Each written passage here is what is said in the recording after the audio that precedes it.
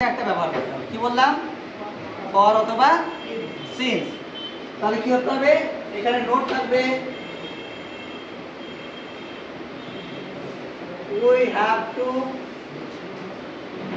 use for or since.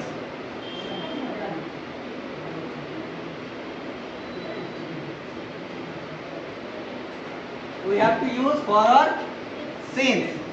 এবারে for কখন বোঝাবো আর সিন্স কখন বোঝাবো, বা ফর কখন ইউজ করব, সিন্স কখন ইউজ করব, কে পারবে? পারবে? ফর বা সিন্স কখন ব্যবহার করব?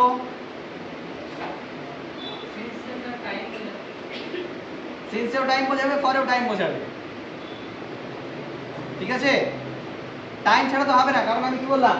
প্রেজেন্ট পারফেক্ট কন্টিনিউয়াস মানে দীর্ঘ সময়ের ব্যাপার। প্রেজেন্ট পারফেক্ট কন্টিনিউয়াস মানে দীর্ঘ সময়ের ব্যাপার। ঠিক আছে? তাহলে ফরও থাকবে, সিন্সও থাকবে। এবারে সিন্স কখন বলবো আর ফর কখন বলবো, এটা হচ্ছে যে সমস্ত নাম্বারগুলো কাউন্টেবল পাবো, যে সংখ্যাগুলো আমরা গুনতে পারবো, হ্যাঁ, যে সংখ্যাগুলো আমরা গুনতে পারবো, ঠিক আছে, বা যে টাইমটা দেবে সেই টাইমটা আমরা গুনে বলতে পারবো যে এতদিন। ঠিক আছে? সেই সমস্ত ক্ষেত্রে এত দিন হতে পারে, এত মাস হতে পারে, এত বছর হতে পারে। সেই ক্ষেত্রে আমরা কি ব্যবহার করব? For.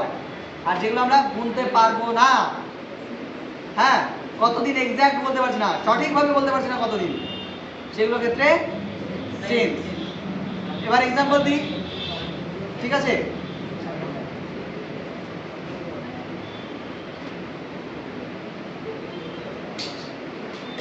It has been raining for 7 days.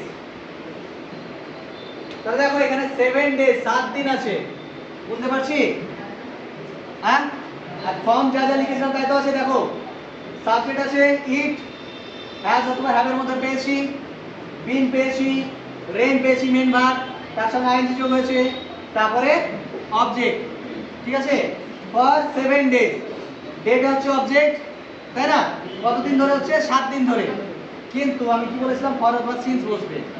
এখন সিন্স ফর বসেছে, এই সেন্টেন্সটাকে লিখবো, আমি সেন্টেন্সের কোনো চেঞ্জ করব না। দেখো কি করে লিখছি। It has been raining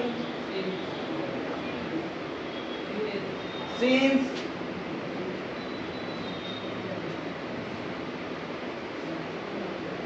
Monday. সোমবার থেকে বৃষ্টি হচ্ছে। কোন সোমবার জানো? 1 মাস আগে সোমবার হতে পারে, এই সপ্তাহের আগে সোমবার হতে পারে, 15 দিন আগে সোমবার হতে পারে। তাহলে এক্সাক্ট ভাবে বলতে পারছি যে কোনটা। তাহলে এক্সাক্ট যখন কিছু পাচ্ছি না, সেক্ষেত্রে আমরা কি ইউজ করব? ক্লিয়ার? আর একটা জিনিস খেয়াল করবে, naturally present perfect continuous tense হলে ফর অথবা সিন্স ব্যবহার হবে।